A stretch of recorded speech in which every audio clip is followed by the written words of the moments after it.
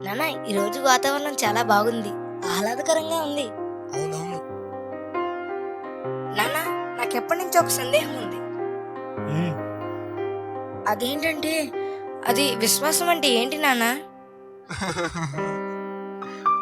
ఎందుకు నాన్న నవ్వుతున్నారు? విశ్వాసం అంటే ఏంటో కాదురా, దేవుని మీద పూర్తిగా ఆధారపడడం, ఆయన మాటల మీద నమ్మకం పెట్టుకోవడం, ఆయన మార్గంలో నడవడమే విశ్వాసం. బైబిల్ గ్రంథంలో అటువంటి విశ్వాసం కలిగిన వాళ్ళు చాలా మంది ఉన్నారా. వాళ్ళ గురించి నీకు తెలుసా? నాకు వాళ్ళ గురించి తెలుసు నాన్న. నోవాహు, అబ్రహాము, ఇంకా చాలా మంది ఉన్నారు. Very good. నోవాహు గురించి ఆలోచిస్తే దేవుడు నోవాహును ఓడను కట్టమని గాని దేవుణ్ణి ఉన్నావా లేవని ప్రశ్నించకుండా విశ్వాసంతో ఓడను కట్టారు.